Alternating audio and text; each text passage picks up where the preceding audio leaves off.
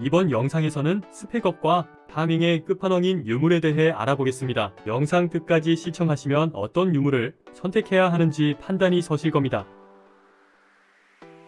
유물 아이템 이름 옆에 붙어있는 옵션이 있는데 이게 주옵션입니다. 이 주옵션은 유물의 위치에 따라 다르게 붙는데요. 첫 번째 칸의 유물은 공격력 고정이고 등급에 따른 수치의 차이만 존재합니다. 두 번째 칸의 유물의 주옵션은 스태미나 고정입니다. 세 번째부터는 여러 옵션 중에 하나가 랜덤으로 붙습니다. 이 옵션 종류는 유물 강화에서 이 버튼을 누르거나 아이템 도감에 들어가면 됩니다. 장비 도감을 선택하고 유물을 선택해주세요. 다음 이곳을 선택하면 칸별 옵션을 볼 수 있습니다. 아까 말씀드린 대로 첫 번째 칸은 공격력, 두 번째 칸은 스태미나죠. 세 번째 칸부터는 여러 종류라 여기를 눌러보시면 되는데요. 이 5가지가 랜덤으로 뜹니다. 그런데 이걸 다 합치면 100%가 안되죠? 이 화면은 확률이 잘못 표기되어 있더라고요. 정확히 보시려면 이 버튼을 누르시면 됩니다. 여기서 아래로 내리면 칸 별 옵션이 나오고요. 위에서부터 순서대로 나옵니다. 유물 세 번째 칸인 순별 부위에는 공격력, 방어력, 생명력 등이 붙죠.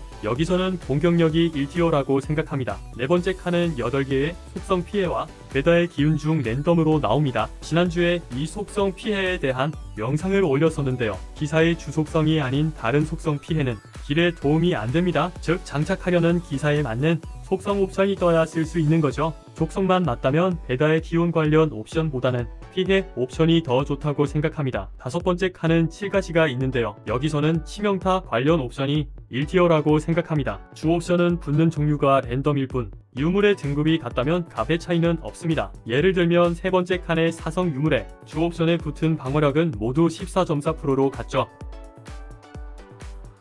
아이템 이름 밑에 있는 옵션이 랜덤 옵션입니다. 유물의 등급에 따라 랜덤 옵션이 붙는 개수가 다릅니다. 삼성 유물은 랜덤 그룹 1, 2가 1개씩 붙고 4성 유물은 랜덤 그룹 1이 2개, 2가 1개 붙습니다. 5성 유물은 모두 2개씩 붙어서 옵션이 무려 총 4개가 붙죠. 유물이 레벨 1일 때는 그룹 1 옵션 하나만 붙어 있는데 2, 3, 4레벨로 올릴 때마다 아까 봤던 대로 옵션이 추가로 만들어집니다. 랜덤 그룹 2, 2는 각각 옵션 종류가 다른데요. 그룹 1에는 공격력, 방어력, 생명력 등등이 있고 그룹 2에는 치명타, 생명력 흡수, 방어 무시 등등이 있습니다. 4성 유물에는 그룹 1 옵션이 2개가 붙으니까 운이 좋으면 공격력이 2번 붙을 수 있는 거죠. 랜덤 옵션에서도 딜 관련 옵션이 1티어라고 생각하는데요. 그룹 1의 공격력과 공격력 중에서는 뭐가 더 좋을까요? 공격력 28과 공격력 2.7%를 직접 껴보면서 비교해보겠습니다. 먼저 공격력 28을 껴볼게요. 공격력 합이 4558덧셈표 2031로 6589가 나옵니다. 이번엔 2.7%로 껴볼게요. 4530덧셈표 1140으로 6670이 됩니다. 공격력 2.7%가 공격력 28보다 총합 81이 높습니다. 성장할수록 개수가 되는 값이 커지기 때문에 고정값보다는 훨씬 많이 오를 수밖에 없습니다. 이는 방어력과 생명력에서도 마찬가지입니다. 여기까지 이론을 토대로 어떤 유물이 좋은지 직접 선택해 보겠습니다. 세 번째 칸에 있는 레벨 1만 살펴볼게요. 죄인의 이름 중 이템과 묘지기의 향로가 공격력이 10%가 붙어 있습니다. 그럼 1차 선별 과정에서 이 2개를 뽑습니다. 다음으로 3레벨까지 만들어서 추가 옵션이 어떤 게 붙는지 봅니다. 죄인의 이름부터 강화해 볼게요.